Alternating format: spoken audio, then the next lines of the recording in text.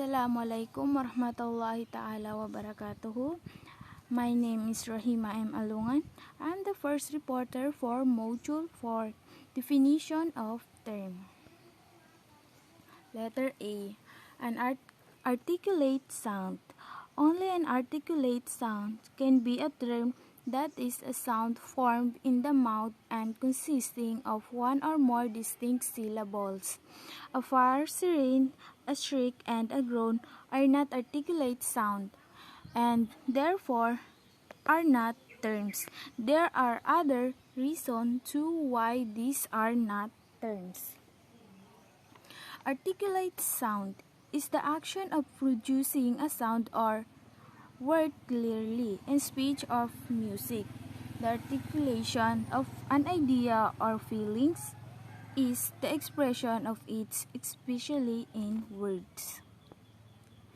Letter B. A sign. A sign is anything that leads to known knowledge of something distinct from itself. Like a red traffic light at a street corner is a sign leading me to the knowledge that I must stop. The sound of horn is a sign leading me to the knowledge of an approaching automobile. A certain arrangement of a ink on page, MAN, leads me to the knowledge of man. Smoke is a sign of fire, and a groan is a sign of pain. Letter C. A conventional or arbitrary sign. What is the source of the connection between a sign and what it signifies? The answer to this question is the basis of the individual of signs into natural on the one hand and conventional or arbitrary on the other hand. A conventional or arbitrary sign are analogous to a picture or a model, whereas the arbitrary sign, such as how, why, when, do not have a representative meaning and are analogous to a word, with the exception of autopoic expression. Few spoken words represent what is being described. A natural sign is one whose connection what is signifies is from nature, independently of human conversation and arbitrary will of human. Smoke is a natural sign of fire. The connection between smoke and fire does not arise from the arbitrary will of man, but is determined by nature itself. A groan is a natural sign of pain, a blush of emotion, a scream of fright, thunder of lightning, and a low barometer of unsettled weather. That is a natural sign.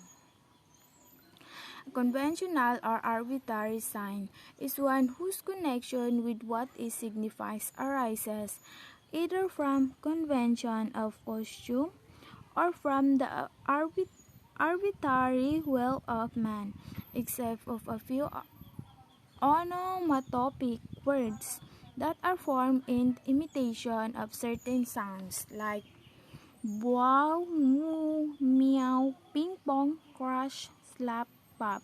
There is nothing in the makeup of given word that requires it to have a particular meaning. It at least ultimately all words, with the exception noted above, get their meaning slowly from convention.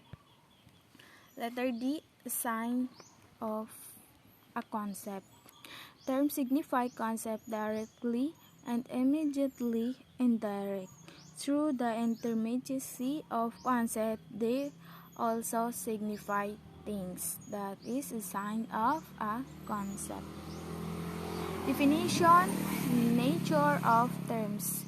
The mind cannot just set up or prevent an idea. An idea is a mental image of an object. It always represents a concrete object or reality. Those words without meaning, categorematic or co-significant word like or, a, the, some, and, in, of, for, and at are not considered terms that signify an idea. This is the reason why a term is always understood as a sensible sign which shows or expresses the reality which the idea represents in the mind. In logic, only the categorematic or significant term bear meaning because they pertain to a concept or an idea of a particular reality. Terms like mango, apple, umbrella, near, car, gun, gross, man, dog, and cow represent specific and concrete realities.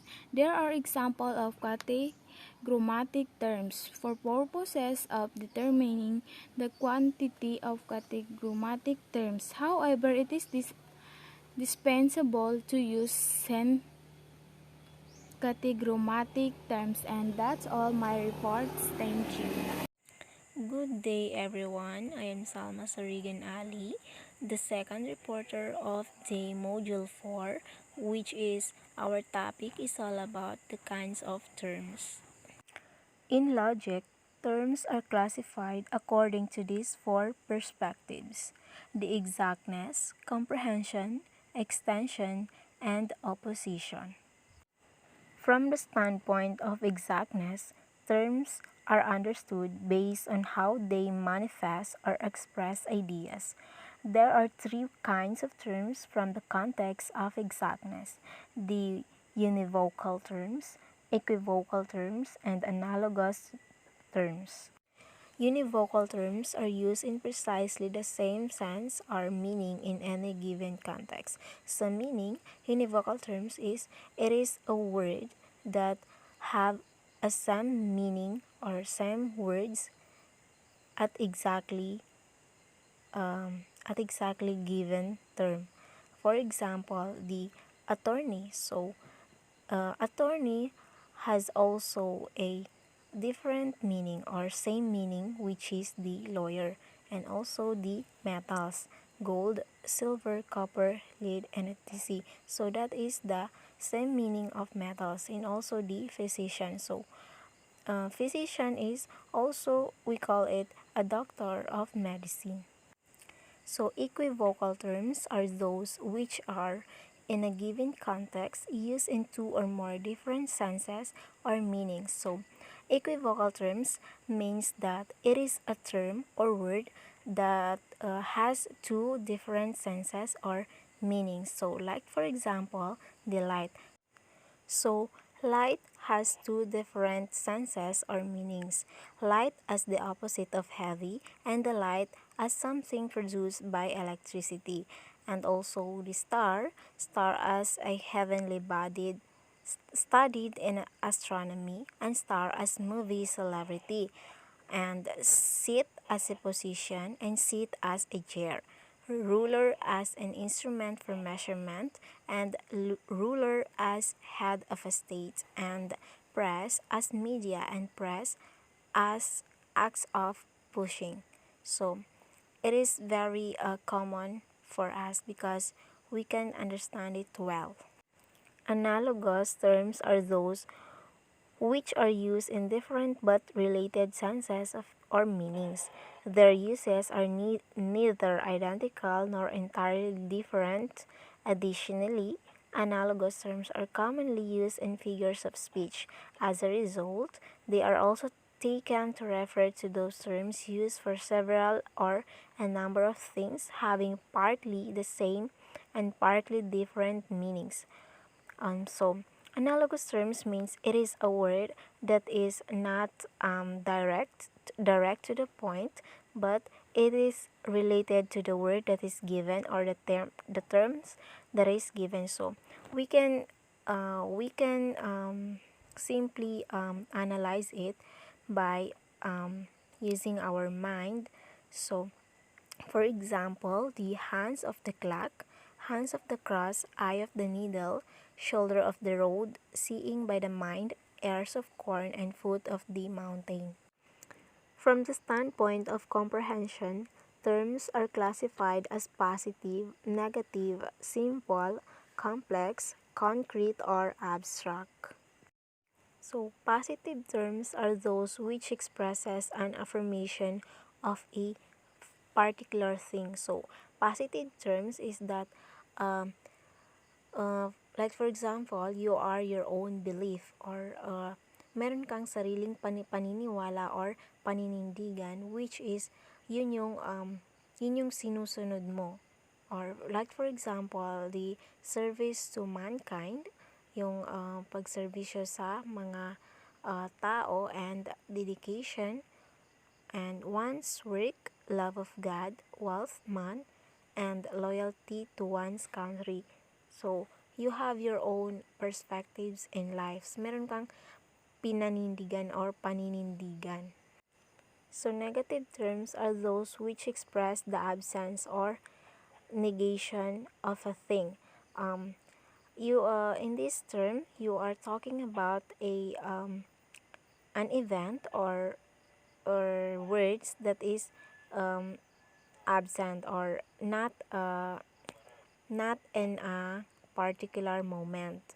So, for example, the unmindfulness, negligence, immensity, it declines, it denies measurability, no self-infinity, denotes the absence of limitation, non-living and indisposition.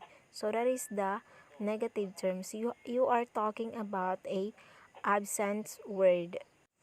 So privative terms are actually negative terms which denote the absence of something or a perfection in a being which the being ought to have. So it is same with the negative terms. It is also an absence terms which are talking about a person's ability or disability. So it depends on how you use the terms. So for example, the blindness because it is a privation in a being who ought to possess perfection of sight, and ignorance because normally one could know and should know what he is or supposed to know. So that is the privative terms. It is all about the private private life of a person.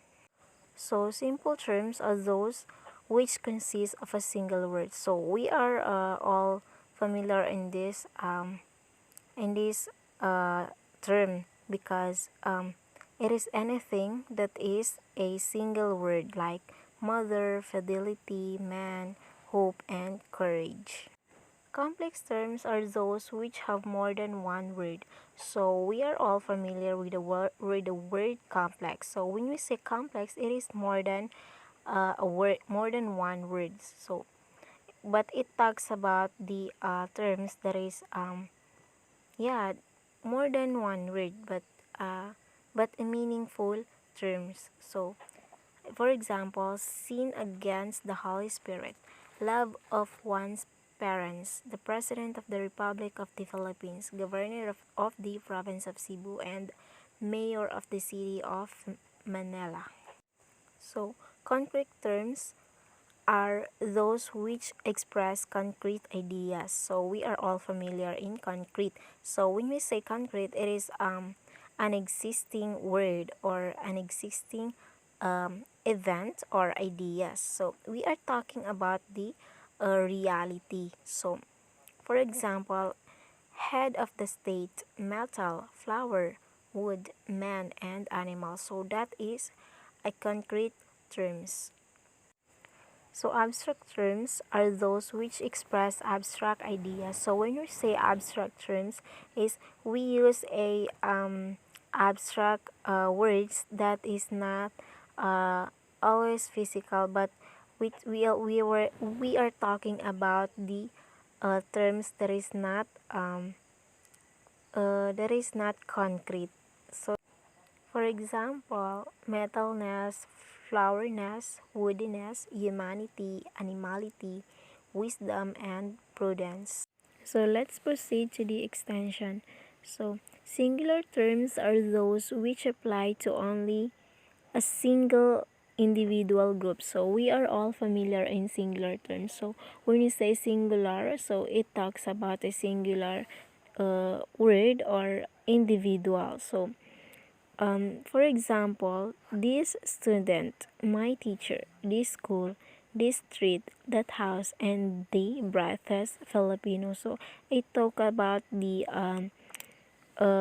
people or group taken as a whole. Universal terms are those which are used for each or for all individuals to which they apply. So we know that universal meaning it is general or general word that is usually uses um, in every word that is by group. So for example, the every mother, all students, any teacher, or each dean and all security guards. So uh, it is very common for us. Indefinite terms are those which do not have specific words that indicate their extension, meaning they do not have specific quantifiers. So meaning indefinite terms is it uses as a term that is not specific or not identifiable. So for example, the candidate. So we don't know if it is boy, it is girl, or yeah, but it candidates. So parang general din siya, but hindi siya specific. So students, teachers, squares, and fathers. Particular terms are those which stand for an indefinite group or individual. So it is also talks about a group. So for example, some candidates, majority of the students, most teachers, not all squares, few fathers, and almost all theories. Collective terms are those which may be singular, universal, particular, or indefinite as they express the idea of groups. Example, crowd, this family, summoners, some armies, delegation, and all committees. So collective terms is it depends on you on how you use it, on how you gonna use the word or the terms. So the most important is it is part of the extension. So let's proceed to the opposition. So in opposition, there are three terms. So number one is contradictory terms. As has been earlier discussed, are those which are so opposed to each other in terms of their meanings that when one of the terms is accepted, the other is rejected. Example, absent and present. One cannot be both absent and present at the same time, and living and dead. When a person is alive, he or she cannot be dead at the same time categorically. Nobody can be said to be half dead or half alive. So, in contradictory terms, is it talks about a contradict word or contradict uh, terms. So, hindi pwedeng pareho sila ng kinatatayuan. Kailangan is magkaiba sila ng um, magkaiba sila ng meaning or kumbaga for example, yung patay. So, dapat kung may patay, merong buhay. So, that is the example of contradictory terms. Contrary terms are similar to contradictory terms in that they are also opposed to each other in terms of their meanings. However, they do not exclude each other, leaving a middle grouping or possibility for their relation. So, in contrary terms, it also same with the contradictory terms, but it is not exclude each other. So, for example, it is that rich and poor. So, middle ground and middle class, meaning hindi masyadong exclude, hindi nag-exclude masyado yung meaning niya. So, none and all, middle ground or some, and heaven and hell, middle ground, purgatory for Catholics. Paradoxical terms are those which seem to be contradictory terms yet are combinable or reconcilable. Example, the evil of good and vice versa. Honest liar, true lies.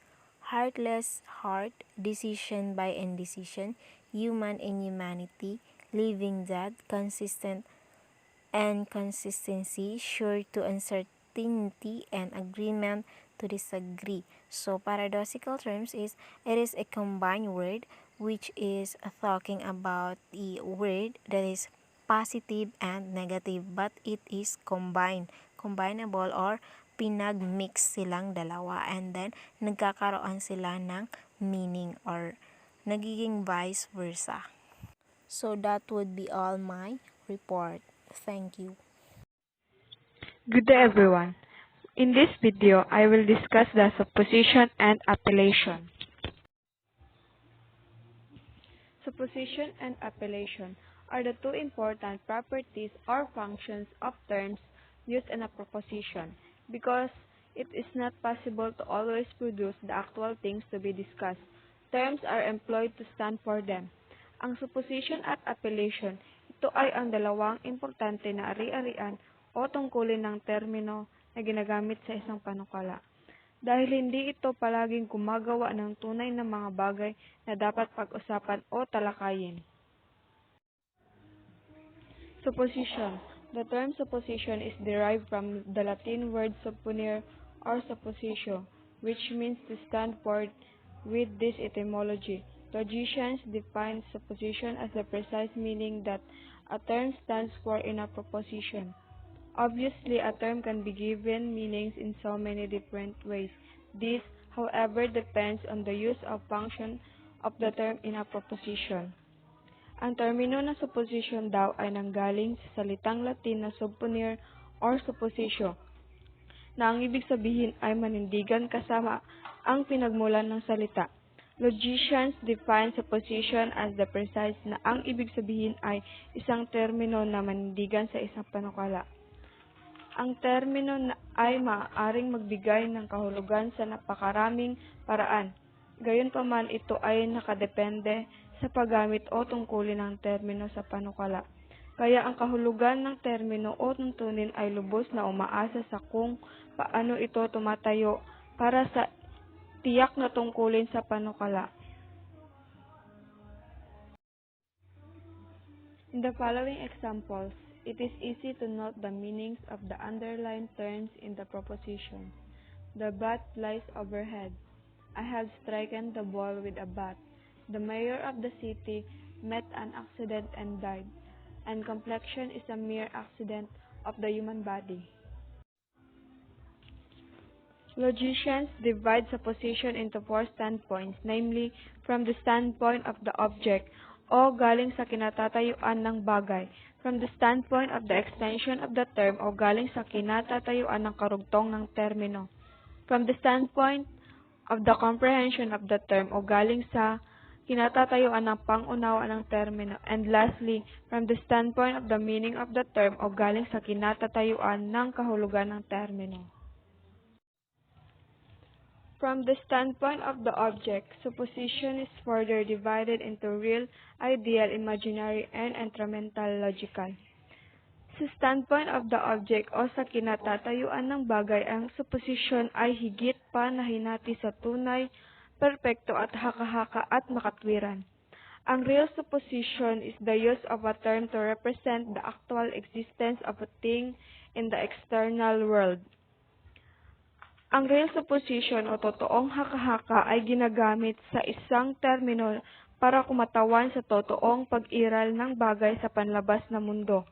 For example, the Abu Sayyaf of Mindanao, the Palestinian Liberation Army or PLA of Palestine, the Mafia of Italy, the New People's Army of the Philippines, the KGB of Russia, and the Al-Qaeda of some Muslim countries. Ideal imaginary supposition is the use of term to stand for an object of imagination or fancy. Ang ideal supposition o perfecto na haka-haka ay ginagamit sa isang termino upang panindigan ang imahinasyon o mahumaling. For example, Batman, Superwoman, Catwoman, and Flying Horse. Instrumental logical supposition is the use of term to denote something that exists only in the mind. Ang instrumental logical supposition o lehikal na haka-haka ay ginagamit sa isang termino upang magpakilala ng isang bagay na umiiral sa isip lamang. For example, blue charcoal, shore at the middle of the sea, smile without a face, and footprints in the air. From the standpoint of the extension of the term, supposition is divided into singular, universal, particular, and collective. Sa standpoint of the extension of the term, ang supposition na ito ay hinati sa isahan, pandaigdig, natatangi at sama-sama. And from the standpoint of the comprehension of the term, ang supposition naman na ito ay hinati sa simple lang, tambalan, konkreto at abstract. The discussion given earlier on the classification of ideas in terms, comprehension, and extension applies to these two standpoints. From the standpoint of meaning, supposition. Supposition is classified as precise, ambiguous, or proper. Sa standpoint of the meaning naman ay ito yung supposition na nauuri bilang tumpak, malabo, o nararapat.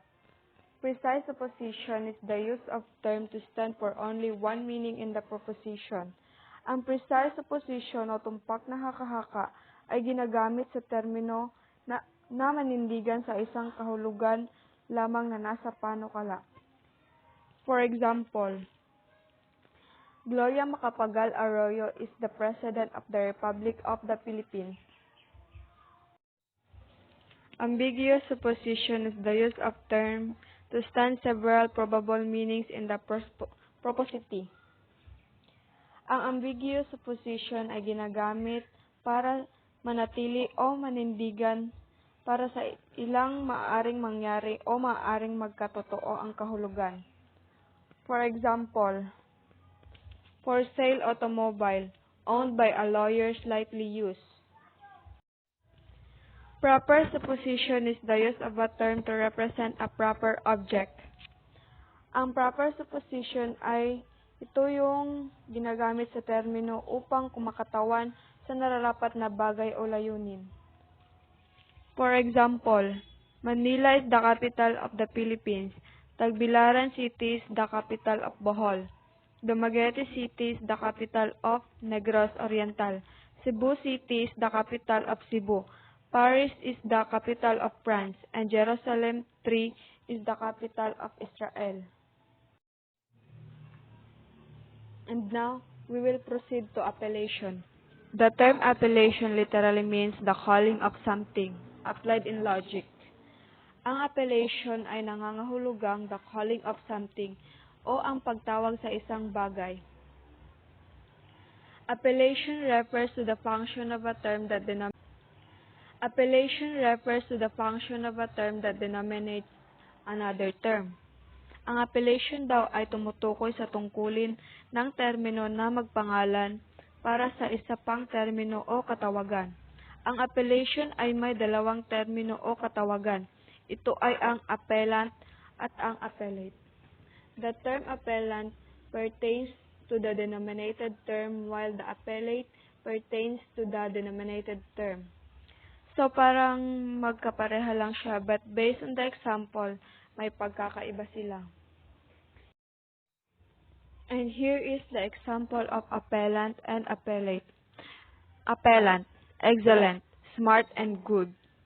The appellate, teacher, contestant, and father. We will proceed to predicaments. Predicaments is the English equivalent of the Greek term categories. This is the reason why in the Aristotelian logic, the term categories is preferred to predicaments. Ang predicaments o mga suliranin ay isang salita na may katumbas o kapareho sa uri ng termino. Ito ang rason kung bakit ang mga Aristotelian logic ay mas gusto ang predicaments. Aristotelian categories are classifications of universal concepts or universal natures. Ang mga uri ng Aristotelian ay klasipikado sila sa pandaigdig na pagkaunawa o sa universal na kalikasan. They are unlike the Kantian categories, in that Kantian categories are not classifications of universal concepts or natures. Samantalang ang Kantian categories naman ay hindi sila nauuri sa pandaigdig na pag-unawa o sa kalikasan, pero sila ay bago sa paraan ng isip o makatwiran. Generally, categories are ideas that express the essence, quality of a thing. Kadalasan sa mga kategorya ay mga ideya o isip na dapat ipahayag ang diwa ng isang bagay. Ayon kay Aristotle, mayroong dalawang uri ng kategorya. Ito ay ang supreme predicaments. Sa supreme predicaments ay madalawang nauuri. Ito ay ang substance at accident.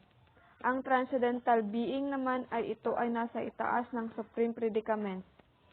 Ayon sa scholastic philosophy, ang substance daw ay ito ang sariling katangian o pagkatao na umiiral sa pamamagitan ng kanyang sarili.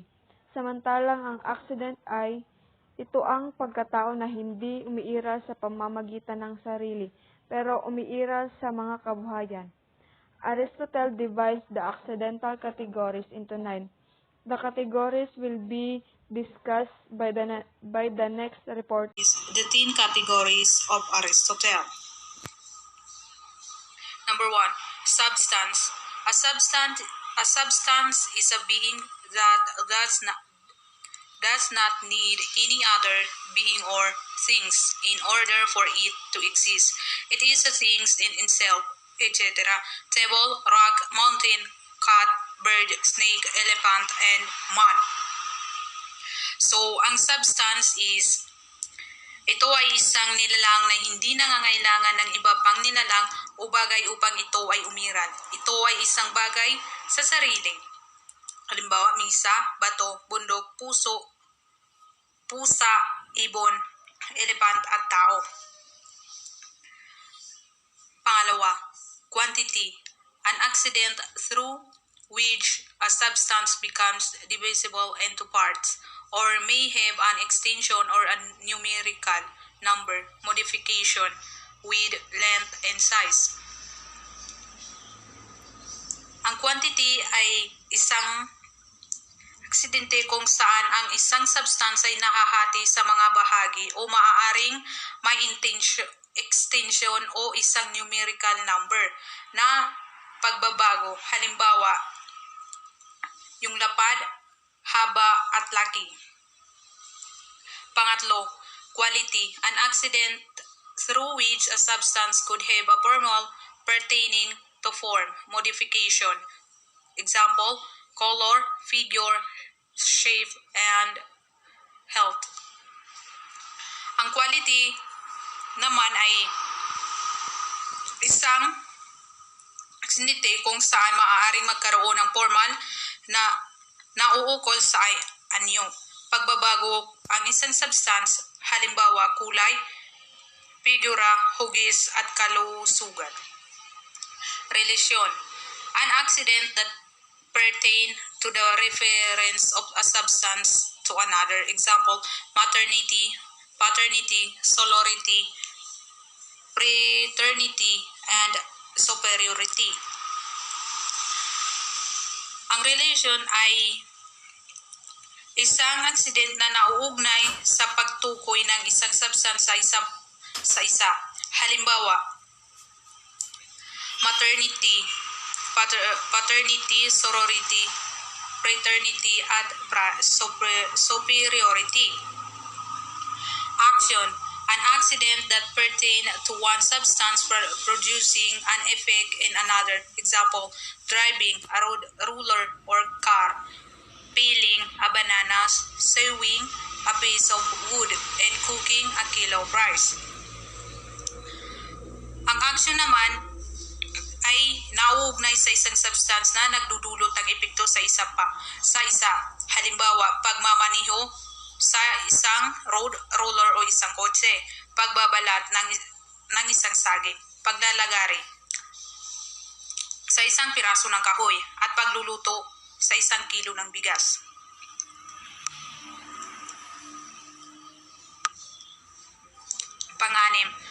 Situation, an accident that refers to a substance being affected by another. Example, being humiliated, being murdered, and being kicked out from a job or position.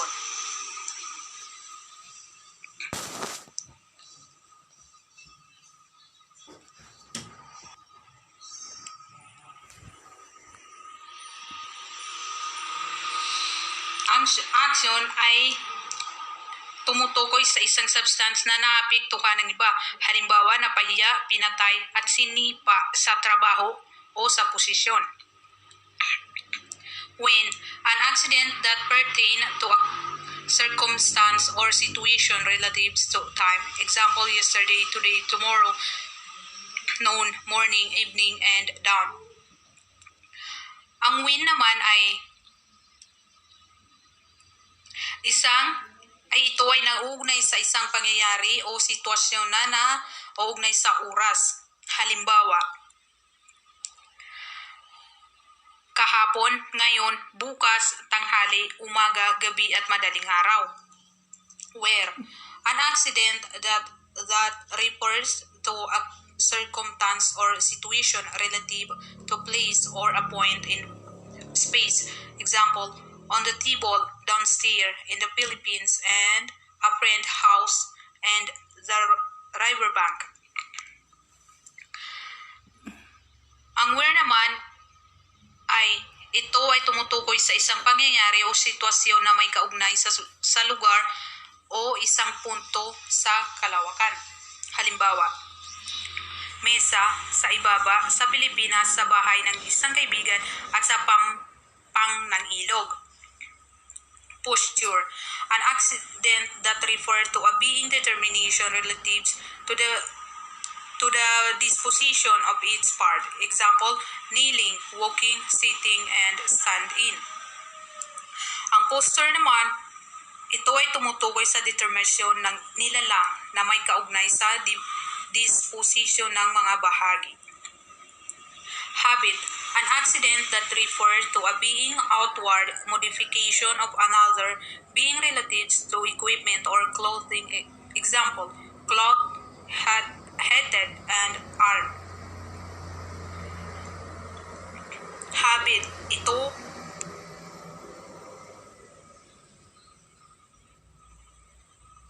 ang habit ito ay tumutukoy sa panlabas na pagbabago ng isang nilalang o tao sa ibang nilalang na may kaugnay sa kagamitan o pananamit. Halimbawa nito, nakadamit, nakasombrero, at armado. The predicables. Logicians define predicables as the various ways or modes of predicating universal concept. As will be discussed in the succeeding page, all kind of proposition always have three fundamental components, namely subject, copula, and predicate. The founder of classical logic, Aristotle, made it clear that there are only 5 ways through which a predicate can describe or say something about the subject. Aristotle called these predicates are predicable. They are follow: genus, species, specific, difference, property, and accident. Number one, genus.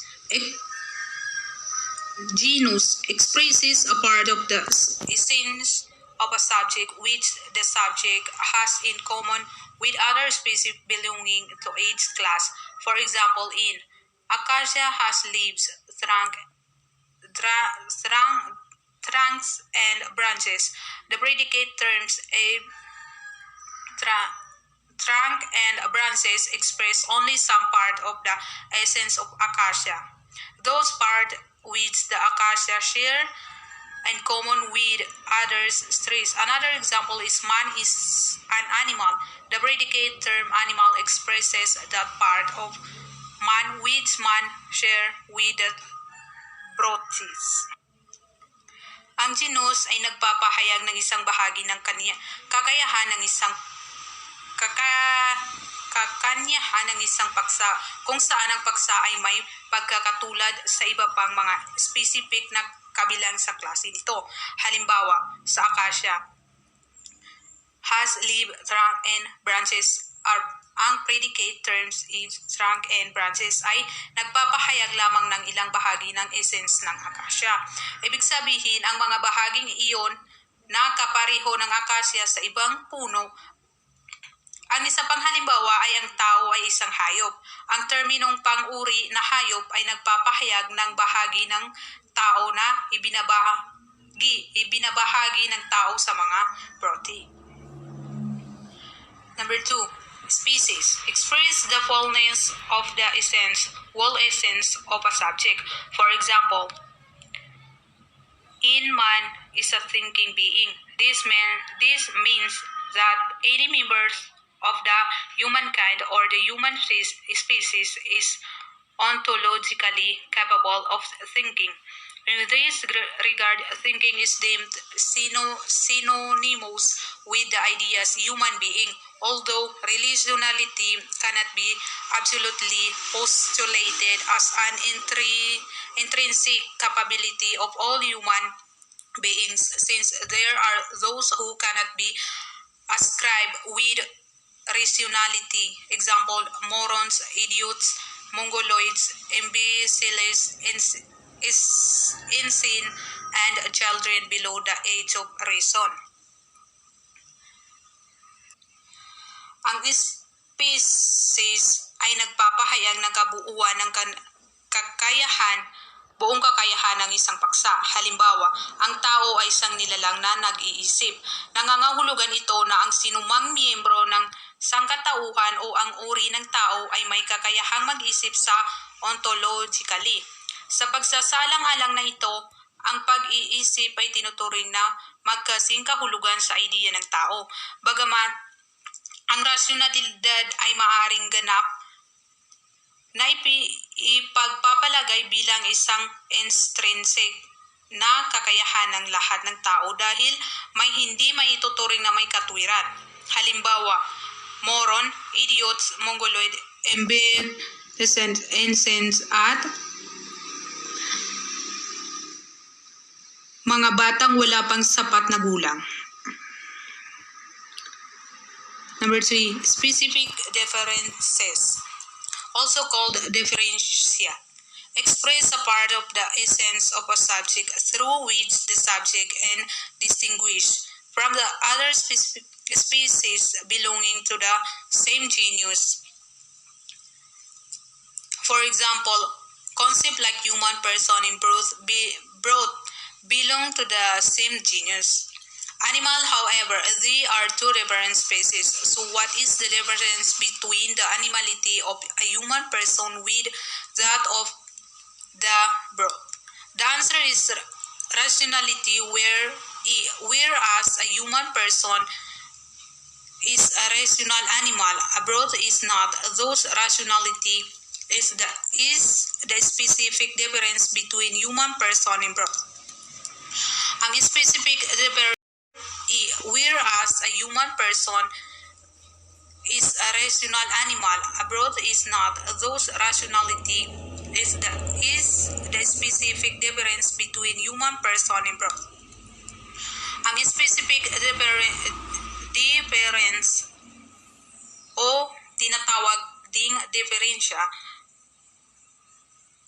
ay nagpapahayag ng isang bahagi ng esensya ng isang paksa kung saan ang paksang ay nakikilala mula sa iba pang mga species na kabilang sa parehong genus. Halimbawa, ang mga konsepto ng tulad ng tao ay kabilang sa parehong genus. Hayop, gayunpaman sila ay dalawang magkaibang species. Kaya ano ang pagkakaiba sa pagitan ng hayop ng isang tao at ang brute? Ang sagot ay katwiran. Samantala ang isang tao ay isang makatwirang hayop, ang isang brute ay hindi. Kaya ang pagkakatwiran ay ang tiyak na pagkakaiba sa pagitan ng mga tao at mga brute. Property. expresses a characteristic or an attribute that is not part of the essence of a subject, however, must indispensable flow from its subject essence. For example, in man is a living being, man is a talking animal, in man is an author of technology and civilization. The concept lodging, talking, and inventing as author of technology and civilization all stream from the essence of man. Rationality, apparently, these concepts are not necessarily part of the essence of man, but they all necessarily flow from the rationality essence of man. Ang property ay nagpapahayag ng isang katangian o isang katangian na hindi bahagi ng kakayahan ng isang paksa. Gayunpaman ay kailangan na dumaloy mula sa paksa na kakayahan nito. Halimbawa, ang tao ay tumatawan na isang nilalang. Ang tao ay isang nagsasalita at ang tao ay may akda ng teknolohiya at sibilisasyon. Ang mga konsepto na tumatawa, nagsasalita at nag-imbento bilang may akda ng teknolohiya at sibilisasyon, lahat ay nag-ugat mula sa kakayahan ng tao. Accident expresses an attribute of a subject that is neither a part nor associated with the essence of the subject but is related to the subject only in a contingent manner or mood, being a contingent attribute of a subject. For example, in this table is round, this one is tall, his hat is blue, and this human person is a human. The concept round, tall, blue, and human do not. Good morning, ma'am. Good morning, classmates. My name is Samida Yubagilan. I'm the last reporter in Group 2. So my report is all about definition of definition. The term definition is derived from the Latin word definer, which means to state the limits of or to enclose within limits. So ang term definition daw ay nagmula sa salitang Latin na definer o tukuyin na nangangahulugang upang sabihin ng mga limitasyon ng o upang ilakip sa loob ng limitasyon. In logic, the word definition is taken to mean the explanation of an idea or term based on its content or use. So, sa logic, ang kahulugan ng salita ay kinuha na nangangahulugan ng pagpapaliwanag ng isang idea o term batay sa nilalaman o paggamit nito. Kinds of definition: nominal definition and real definition. First is the nominal definition, explains the meaning of a term by way of considering it, the term defined as a name. This could be accounted to the fact that the term nominal is derived from the Latin word nominalis, which means having reference to a name.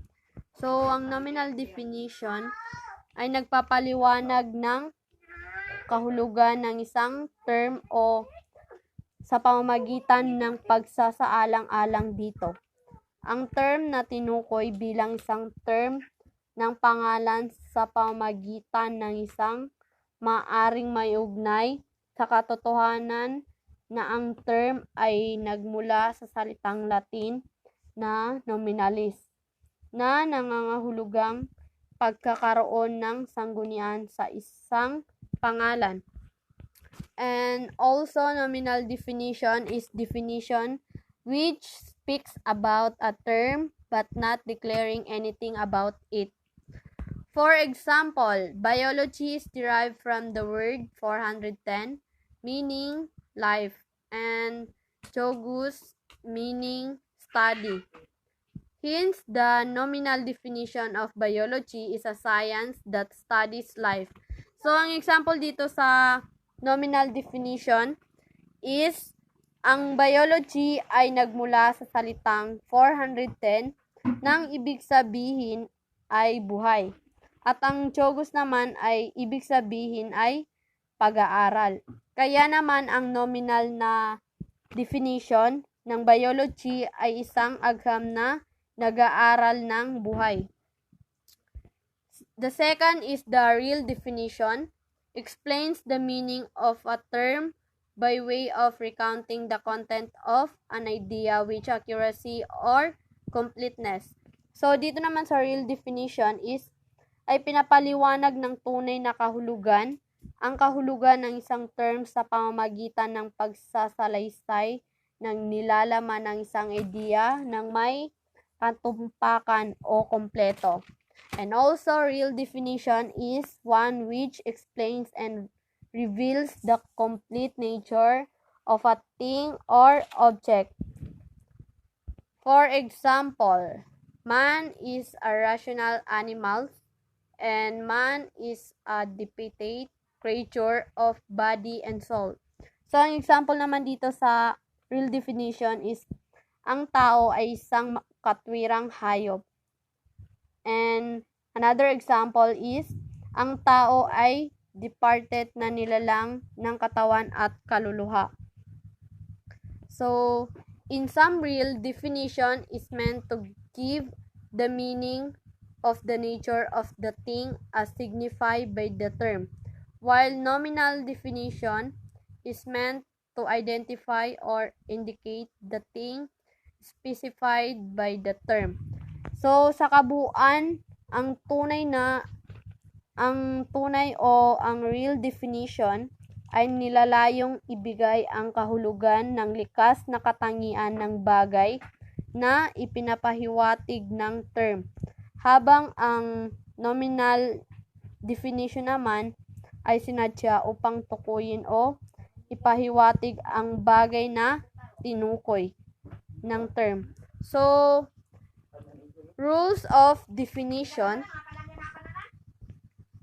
Inasmuch as logic is a science and art of correct thinking, it must be clearly understood that correct thinking can never happen if one lacks a clear understanding or grasp of the elements of thought or idea, because clear understanding or knowledge depends on one adequate knowledge of the essential definition of term.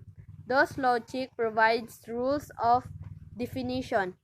So, kung ang logic ay isang agham at sining ng tamang pag-iisip, dapat itong malinaw na maunawaan na ang tamang pag-iisip ay hindi kailanman mangyayari kung ang isang tao ay kulang sa isang malinaw na pag-unawa o pag-unawa sa mga elemento ng pag-iisip o mga idea, dahil ang malinaw na pag-unawa o kaalaman ay nakasalalay sa sapat ng isang tao. Kaalaman sa mahalagang kahulugan o mahalagang definition ng mga term, kaya ang logic o ang lohika ay nagbibigay ng mga rules of definition o tuntunin o kahulugan. So, the rules of definition number 1 is a definition must be clear or exact. A definition must provide a precise idea of the term defined. So, sa number 1, rules of definition is dapat malinaw o eksakto ang isang kahulugan. Ang isang kahulugan ay dapat mabigyan ng isang tiyak na idea ng term. Malinaw o eksakto ang isang kahulugan. Ang isang kahulugan ay dapat mabigyan ng isang tiyak na idea ng term na tinukoy. Sa madaling salita, ang kahulugan ng term ay hindi dapat mas makitid o mas malawak kaysa sa term na tinukoy. So ang example number 1 is a husband is man who is united with a woman in lawful wedlock.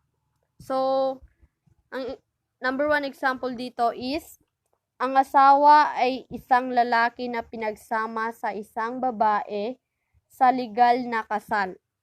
And number 2 example is a ballpen is an instrument used in writing.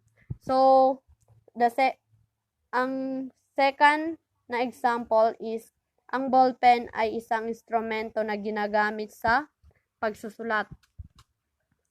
And the rule of definition number 2 is a definition must be brief. A definition must contain no superfluous word. A definition must not be verbose. So, ang number 2 is, ang isang kahulugan ay dapat maikli. Ang isang kahulugan ay hindi dapat naglaman ng mga kalabisan na salita. Ang isang kahulugan ay hindi dapat verbose o masyadong masalita. So, ang example dito is, man is a rational. So, ang example naman dito is, ang tao ay isang katwiran. Ang example dito sa number 2 is, man is a rational, speaking, mortal, and social animal. So, dito, halimbawa dito is, ang tao ay isang katwirang nagsasalita, mortal, at panlipunang hayop. The words speaking, mortal, and social are superfluous because they are deducible from or necessarily imply in the word rational. So, ang salitang nagsasalita ng mortal at panlipunan ay kalabisan dahil sila ay deducible mula sa o kinakailangang ipinapahiwatig sa.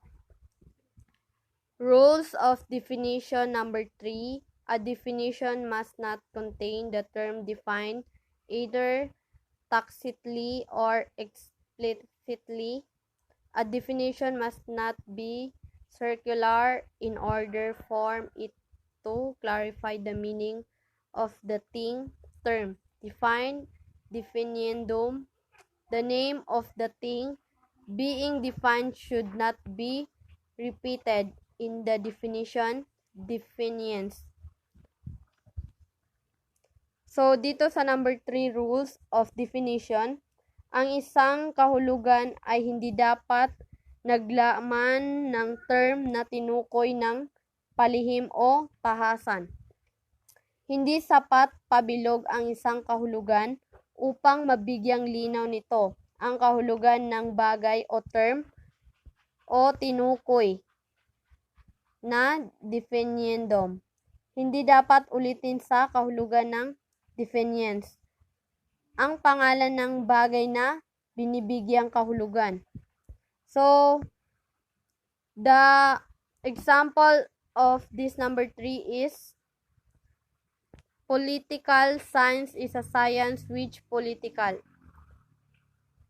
A body is anything of bodily character. Number 3 example is, a metal is a substance of metallic composition.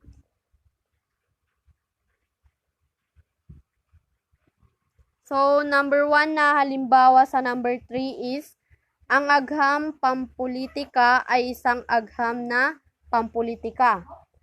Number 2 example is, ang katawan ay anumang bagay na may katangian sa katawan. Number 3 example is, ang metal ay isang sangkap ng metalikong composition.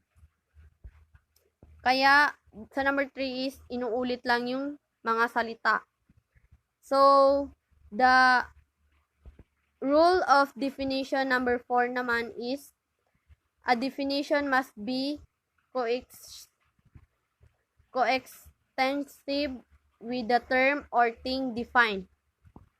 Definition must be able to distinguish the thing defined from all other things.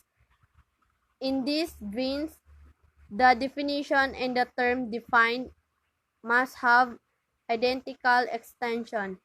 In the words, they can be made convertible. So, sa number 4 is, dapat ang isang kahulugan ay dapat na kasabay ng term o termino o bagay na tinukoy. So, ang isang kahulugan ay dapat na matukoy ang pagkakaiba sa bagay na tinukoy sa lahat ng iba pang mga bagay. Sa ugat na ito, ang kahulugan at ang term na tinukoy ay dapat na may pagkatulad na karugtong. Sa madaling salita, maaari silang gawing mapapalitan. So, the example of the number 4 is man is a rational animal. So, ang halimbawa dito is ang tao at ang kahulugan nito ay isang makatwirang hayop ay may parehong karugtong. Maaari silang ganap na gawing mapapalitan. Mula sa binigay na halimbawa, ang kahulugan o definition. So, the following statements with bear the same meaning can be drawn. So, example dito is, every rational animal is a man. Second is, every man is a rational animal. Number 3 is, any rational being is a man. So, dito sa number 4 is, number 1 na halimbawa, ang bawat makatwirang hayop ay isang tao. Number 2 is,